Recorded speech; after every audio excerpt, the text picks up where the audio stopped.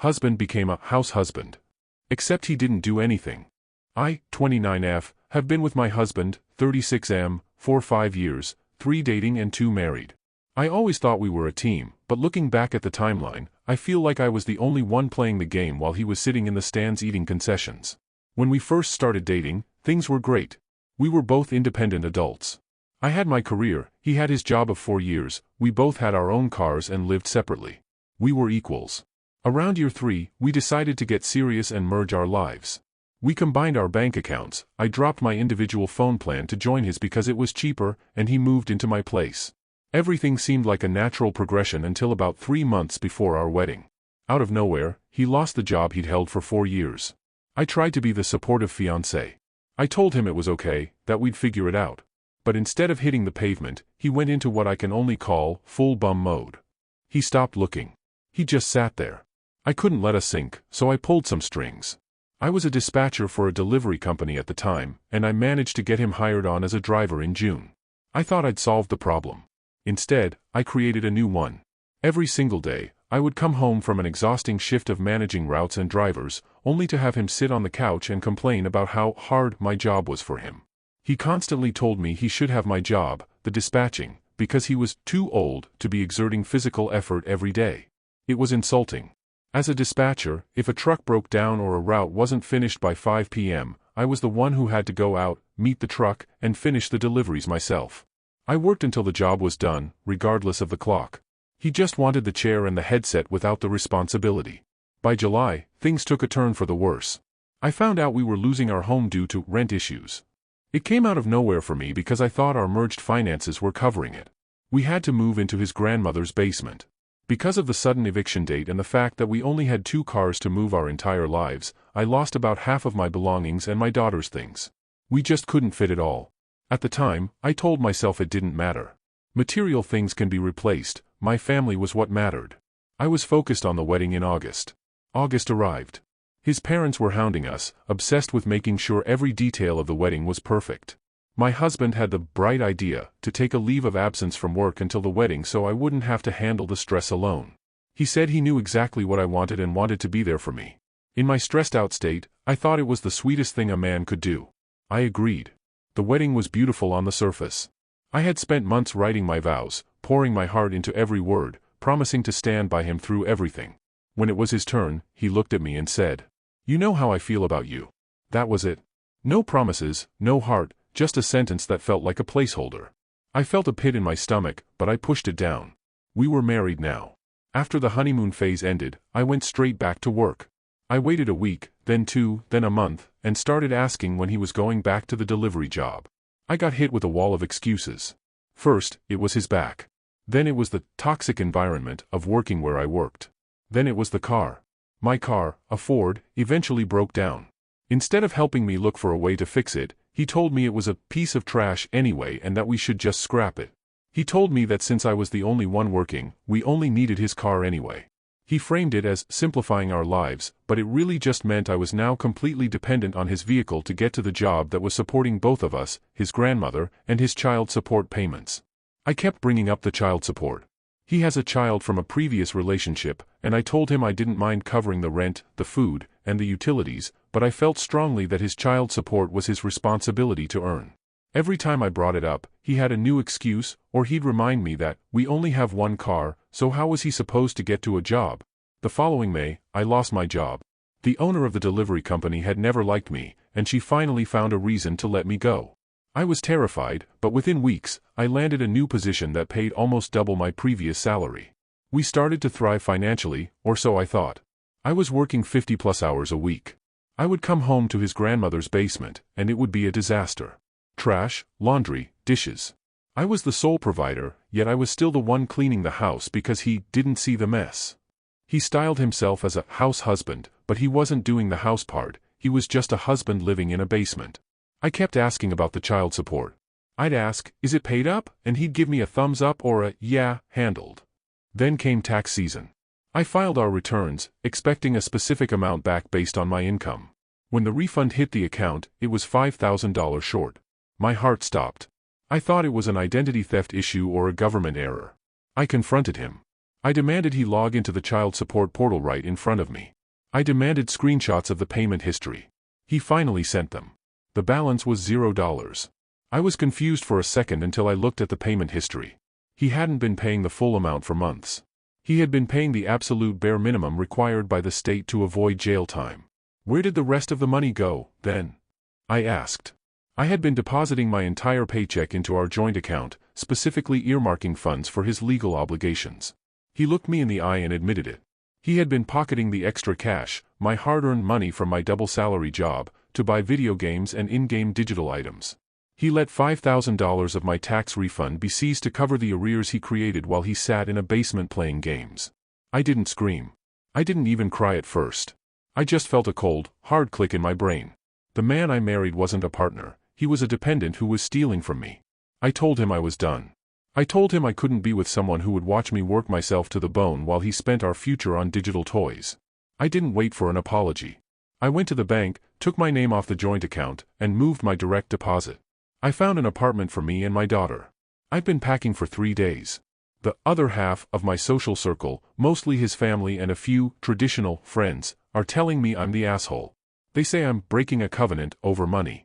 They say he's depressed and that I should nurture him back to health. His mom even told me that by leaving, I'm proving I never loved him, only his potential. But I feel like I've been a single mother to 2 children for 2 years, and I only birthed one of them. Am I the asshole for not trying to work it out after he essentially stole $5,000 and 2 years of my life? Update. A lot has happened since I posted the first time. I didn't expect the situation to spiral the way it did, but apparently deciding to leave someone who has been financially draining you for years creates more chaos than simply staying and continuing the cycle. When I wrote the first post, I was in the middle of packing boxes in the new apartment I had secured for me and my daughter. I hadn't officially filed for divorce yet. I was still in that stage where you separate finances, get your own place, and try to untangle things quietly before moving forward legally. That plan lasted about 2 weeks. Once my husband realized I wasn't bluffing about leaving, the attitude shift was immediate. At first he acted like the whole situation was temporary. He told people I was just taking some space because I was stressed from work. He acted like I'd cool off and come back once I calmed down. Then the divorce papers became real. I scheduled a consultation with a lawyer and started the filing process. Word got back to him almost immediately because the paperwork had to be delivered to him. That was when the crocodile tears started. The man who had spent 2 years sitting in a basement playing video games suddenly turned into the most emotional husband on earth. He started showing up at the apartment unannounced. At first it was under the excuse of wanting to talk things through like adults. He'd show up looking miserable, talking about how he didn't understand why I was throwing away our marriage over something that could be fixed. According to him, the child support situation had been a mistake. He framed it like he simply mismanaged the payments and panicked when the balance started growing. Somehow the $5,000 disappearing from my tax return was supposed to be a misunderstanding rather than the direct result of him hiding payments for months. Every conversation followed the same pattern. It started with him apologizing and promising he would change. When that didn't work, it turned into guilt about the marriage vows and how divorce would destroy our family. If I still refused, the tone would flip to frustration about how quickly I had decided to walk away. The apologies never came with action. He still didn't have a job. He still didn't offer any plan to repay the money he had effectively stolen. The only real goal seemed to be stopping the divorce from happening. His parents got involved again once they realized I had actually started legal proceedings.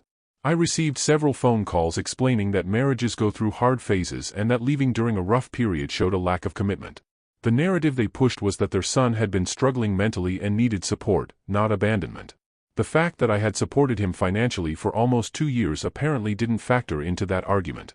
Meanwhile, I was settling into the new apartment and adjusting to a completely different routine. For the first time in a long time I controlled my own finances again. My paycheck went into an account that nobody else had access to. Bills were paid on time. Groceries lasted more than 2 days because they weren't disappearing into midnight snack runs while someone stayed up gaming. The difference in daily stress was noticeable almost immediately. The legal process moved forward slowly, which is apparently normal. Divorce paperwork involves a lot of waiting, filing, and documentation. During that time my husband continued trying to interfere with the process in any way he could. One week he told me he was willing to go to counseling if I paused the divorce. The next week he claimed he had found job opportunities and just needed time to get back on his feet. A few days later he tried another angle entirely and insisted that separating finances had been a betrayal because marriage meant sharing everything. The contradictions were constant. One of the bigger confrontations happened when he showed up at the apartment late one evening without warning. He started knocking on the door and asking to talk. I stepped outside so the conversation wouldn't wake my daughter. At first he looked defeated, almost like he expected the divorce to happen no matter what he said. The conversation shifted quickly once he realized I wasn't willing to pause the filing. Suddenly the situation became about loyalty. He accused me of humiliating him by leaving and filing for divorce so publicly. According to him, I had made him look like a failure in front of friends and family. The argument went in circles until I told him very clearly that the divorce was happening whether he accepted it or not. That was the moment the emotional act dropped again. He left angry, claiming I would regret giving up on him so easily. The conversation ended with him saying that one day I'd realize relationships required sacrifice. A few weeks later another layer of drama appeared. His ex, the mother of the child he pays support for, contacted me. I hadn't spoken to her before and honestly never expected to. She reached out after hearing that my husband and I were separating. The conversation started awkwardly but turned informative very quickly. She explained that the irregular payments had been an issue for a while. According to her, the payment history had fluctuated constantly over the past year. Some months were covered, some months barely met the minimum. She had tried addressing it through official channels, which is why the balance eventually caught up with him and triggered the tax intercept. That conversation confirmed exactly what I already suspected. The situation with the child support payments wasn't a mistake or a misunderstanding. It was deliberate. The next few months were filled with smaller conflicts. My husband continued calling and messaging with different attempts to change my mind. Sometimes he acted apologetic. Sometimes he tried to remind me of good memories from earlier in the relationship. Occasionally he tried the opposite approach and blamed me entirely for the marriage falling apart. There were also practical issues to deal with. Since we had combined accounts during the relationship, separating financial history required documentation. My lawyer advised gathering records of payments, transfers, and tax returns to show the timeline clearly. The process was tedious but necessary. Throughout all of this my husband maintained the same position publicly. To his friends and relatives, the divorce was happening because I suddenly became materialistic and impatient. According to that version of events, I couldn't handle a period where he was temporarily unemployed. The missing tax money and the video game purchases rarely made it into those explanations. Eventually the legal proceedings reached the stage where both sides had to meet and discuss terms formally. The meeting was scheduled several months after the initial filing.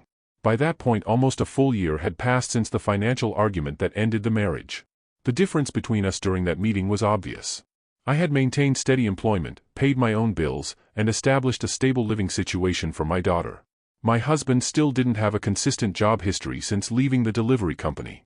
His explanation was that he had been dealing with emotional distress caused by the separation. The divorce itself wasn't particularly dramatic in court because there weren't massive assets to fight over. Most of the discussion centered on finances and accountability. When the subject of the tax intercept came up, the documentation spoke for itself. The payment history showed the months where the minimum amount had been submitted while larger amounts were withdrawn from the account for unrelated spending. The judge didn't appear particularly impressed with that explanation. In the end the divorce moved forward as expected. The marriage was legally dissolved and the financial obligations were clarified so that future issues couldn't be blamed on shared accounts. After the paperwork was finalized my husband attempted one last conversation outside the courthouse. He looked tired and frustrated rather than emotional this time. The tone was different from the earlier apologies and arguments. He talked about how things had spiraled out of control and claimed that neither of us handled the situation well. There was no mention of the money or the months of deception that led to the breakup. The conversation lasted less than 10 minutes before we went separate directions. Life since then has been quieter. The apartment feels like a real home now rather than a temporary escape from chaos. My daughter has adjusted to the new routine without the tension that used to hang over everything. Friends who supported the decision from the beginning remain part of my life. Some of the people who insisted I should stay and work it out have gone quiet now that the divorce is final. As for my ex-husband, the updates come occasionally through mutual acquaintances. He's still living in the same basement and still trying to get his finances organized after the court process. Looking back at the past 2 years, the pattern seems obvious now. The financial imbalance, the excuses, the disappearing money. At the time it unfolded gradually enough that I kept assuming things would eventually correct themselves. Leaving ended the cycle. The chaos that followed was messy, dramatic, and sometimes exhausting, but it also confirmed something important. The marriage only worked when one person carried all the responsibility. Thanks for watching. Don't forget to like, share, and subscribe to Daily Tales Update for more such stories.